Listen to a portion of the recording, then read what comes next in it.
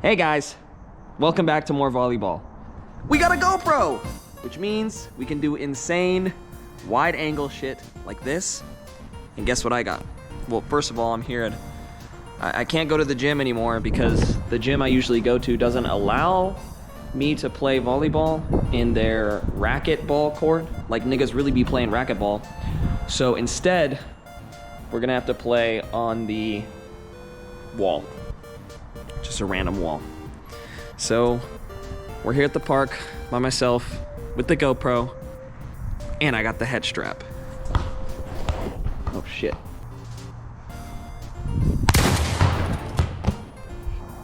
Hello everyone, welcome back to another volleyball training video. We are preparing for a tournament. That's right, 2 weeks from now, or wait, is it 1 week? I think it actually is 1 week. Yes. In 5 or 6 days, I will be competing in a volleyball tournament. My first ever kind of official volleyball match. So we're getting very serious about our training this week, which means we need to practice all of the most necessary basic techniques. Oh, my GoPro's beeping. It's fully charged. Lovely. Which means we need to go over service, passing, and setting. Okay, stop beeping at me. So first off, we're practicing the toss for the standing float serve. I'm tossing it out in front of my hitting arm, and I want it to land just in front of my lead foot and a little bit to the left, or to the right. Okay.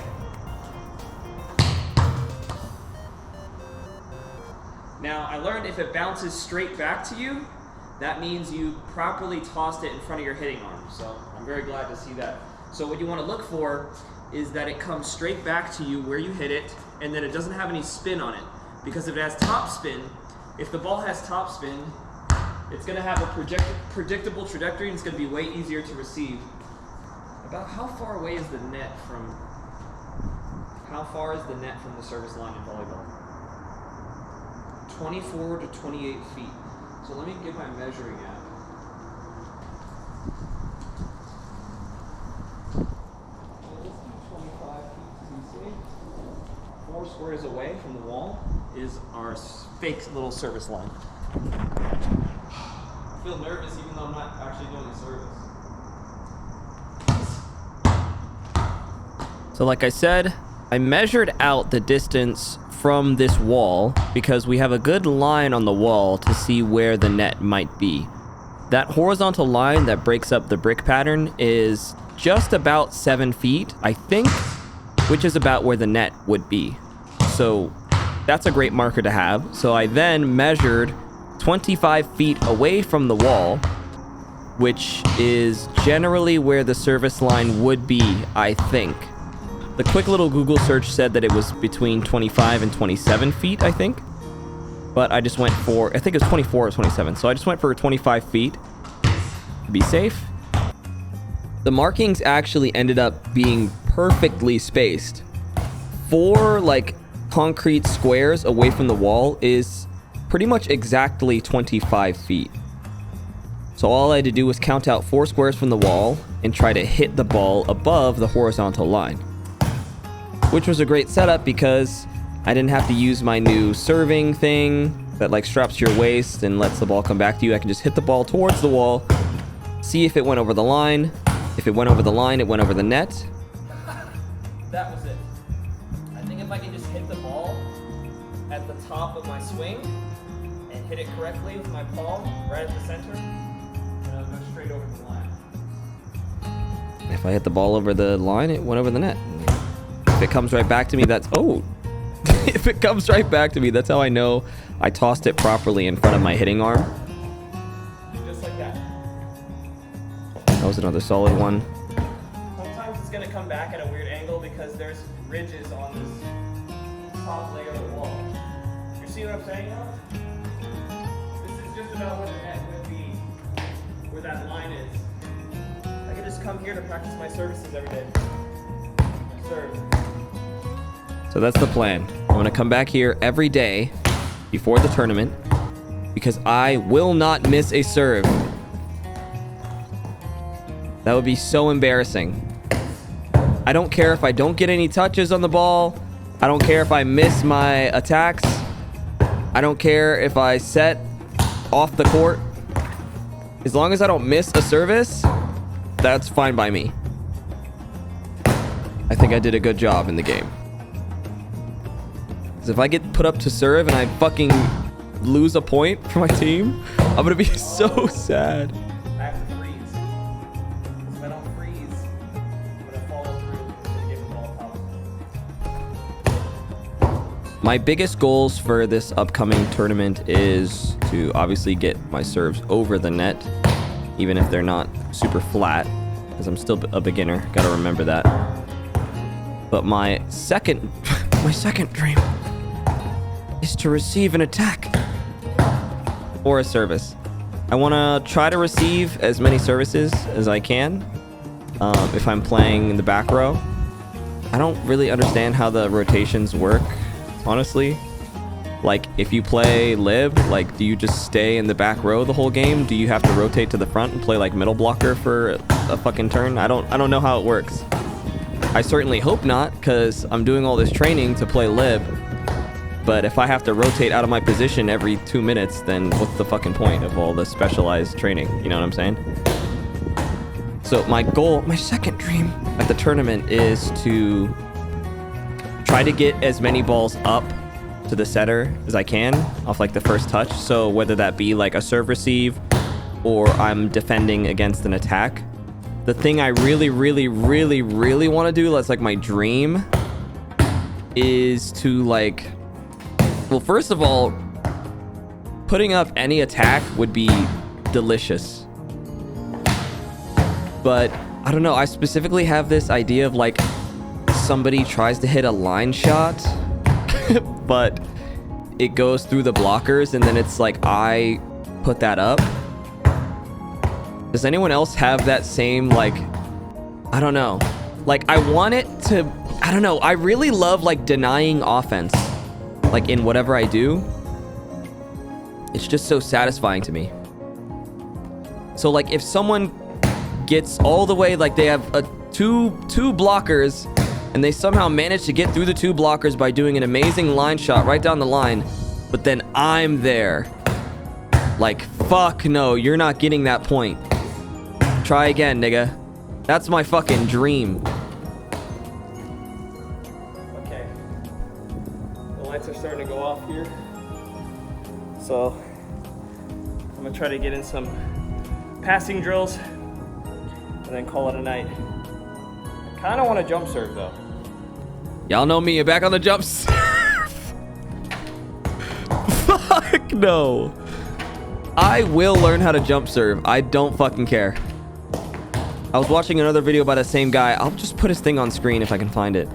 This guy, I was learning how to standing float serve from him. And then I watched a video of his about how to jump serve. And he was saying in that video, if you cannot reliably standing serve, you should, or no, he said if you don't know how to like attack properly or like have proper hitting form, then you should not try to jump serve because you're going to build up bad habits. To that I say bahui. Fuck no, I'm going to jump serve no matter what. Because it looks fucking cool. So I want to learn how to do it. I think I'm kind of starting to get it. In that video, he mentioned 3 different ways to time your toss. So if you notice, I started from doing a 2-handed toss to a 1-handed toss with my hitting arm, just to try things out that I saw in the video. And then there are 3 timings that you can do for your approach off of the toss. So you can toss first, then begin your first step. Oh, he's going into the abyss. Oh, goodbye. Goodbye, Pixel. There's 3 types of, you can toss and then take your first step. You can take your first step and toss at the same time, or you can take your step first and then toss. I found that taking the step first and then tossing after made it much more consistent with the timing to where I could get to the ball at the top of my jump. but I'll try more of that later. I didn't want to spend too much time jump serving, and now we're on to the passing to the wall.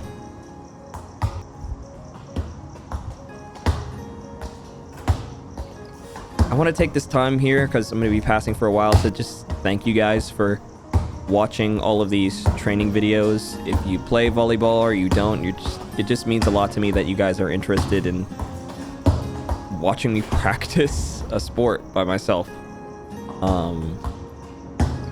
Because I really do love volleyball, and if these videos are helpful to anyone, or just at the very least entertaining, then that makes me very happy.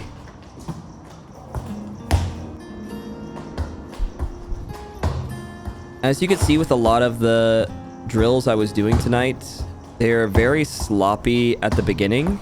I've been out of practice for about 2 to 3 weeks, I think. But as the drill goes on and on, I start to lock in, as it were, and focus more on my form. Specifically with the passing, it's very obvious. As you can see, I'm raising my shoulders up, not really using my legs that much. It's really just my arms. And as I continue to pass, I think, at the start, I'm really just trying to get contact on the ball and hit it on my platform at the right spot. But then I get that down. I'm like, okay, I'm hitting the ball. Let me try to generate power with my... Oh, here we go. It's pepper time. Hold on. This guy wants to do pepper. Guys, I've never, ever, ever been able to successfully do pepper. But I've been doing a lot of, like... He said, I'm gonna get it with the one time. I've been doing a lot of, like, visualization. And I've been literally having dreams about volleyball. I'm not kidding. And I don't know, the other night I was thinking about pepper, and I was like, low-key, it's not that hard. Let me just do it.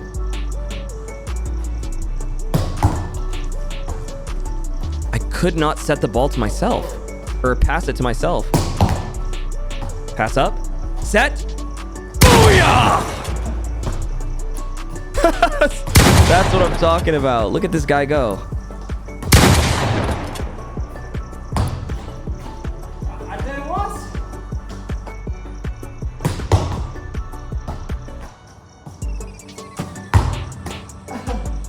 Look at me go, bruh. Just a few weeks ago, remember how frustrated I was trying to do pepper on my own? I mean, this is a different variation of pepper where I hit it down and it bounces off the wall, so it's easier to pass, but I did it. Now we're gonna try to do pepper a little bit more here, but then get back to the passing. As I was saying on the passing, I start off the drill by just trying to hit the ball and get the passes to go where I want, which is just straight in front of me. And then I start to lock in a little bit more and think about, okay, I'm hitting the ball forward. Now I want to focus on, why are my shoulders raising up every time I hit? Then I want to focus on, okay, I'm generating all the power with my arms. I don't want to swing my arms up. I need to generate the power with my whole body using my legs. So you can see those sorts of things start to take form as we continue the drill.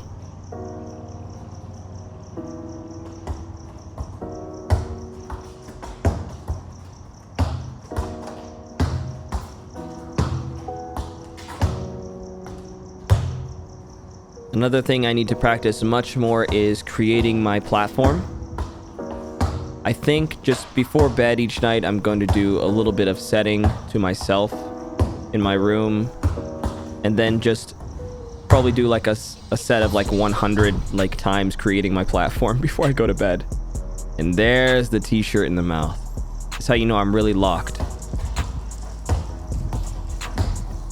I find the t-shirt in the mouth super helpful for 2 reasons. One is its intended purpose, to keep your chin down, to keep you from looking up at the ball after you pass it.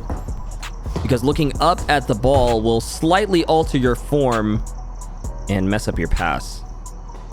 So it keeps me from keeping my head, it helps me keep my head down. But the second bonus add-on is that it also reminds me to keep my shoulders down as well. So whenever I put my shirt in my mouth, it forces me to not look up, but then it also reminds me to keep my shoulders down. Just keeps my form tighter. And hopefully you can see I'm trying to generate power on the pass a bit more with my legs. But some of them are a little sloppy anyway.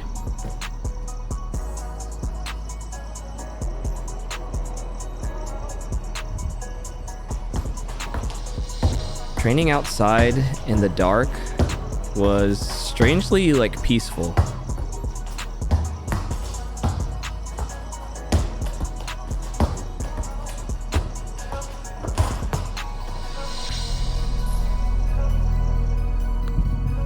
Okay, now to practice some serve receives. I find that when I train in the gymnasium, the loud bouncing noises of the ball going against the wall and like the intense reverb really does irritate me, and it like puts me in a bad mood.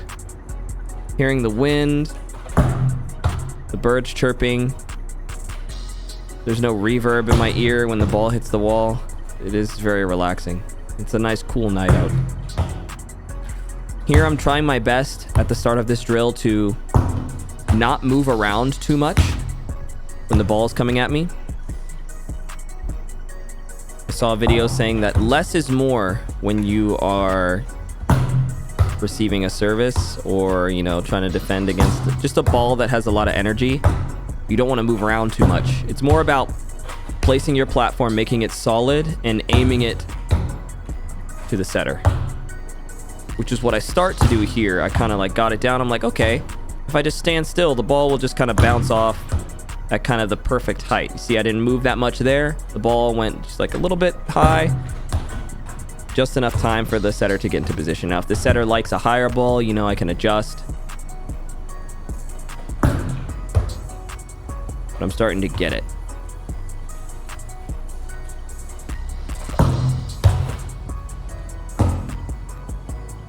Now I start to move on to trying to aim the ball. A nice reaction to the overhead pass. Now I transition to trying to aim the ball to where the setter would be. So in my mind, like before, I measured out 4 blocks of concrete is where the service line is. So if I stand in the 3rd block of concrete, that's kind of where like the back row is, right? I'm playing like middle. So if I receive this ball and get it to go right next to the wall, that's where the setter would be. So that's what I'm trying to do. I'm trying to receive this ball, make it go forward near the wall, which is where the front row would be. And then the setter can get it.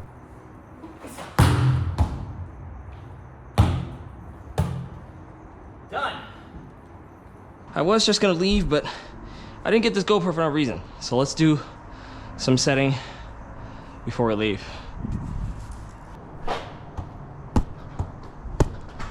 I have to like move, because you see how it's like grooved. There's grooves in it, so sometimes the ball will hit the corner and just go off no matter how well I set. I'm trying to aim for the parts that aren't grooved.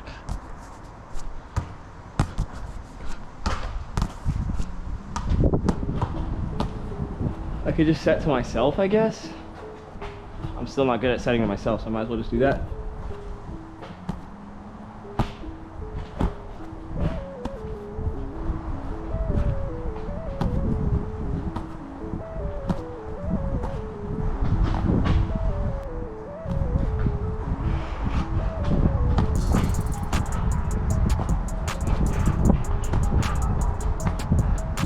I gotta try to get all 10 fingers on.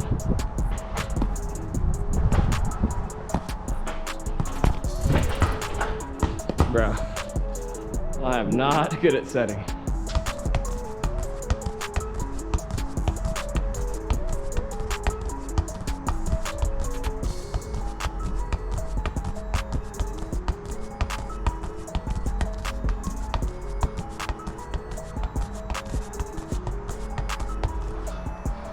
Oh shit. Let me try to set it 20 times to myself.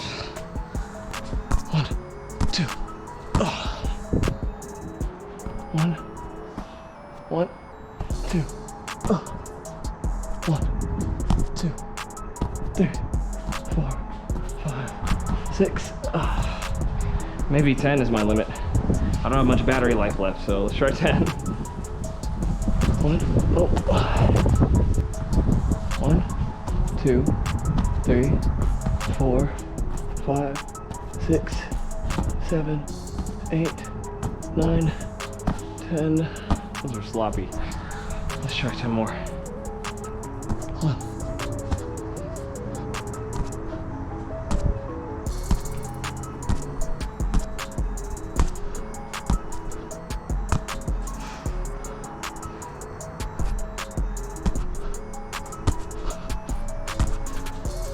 Hold on. I give up. No, I don't. No. 1, 2, 3, 4, 5, 6, 7, 8, 9, 10. Those are pretty low, so let's do some higher ones.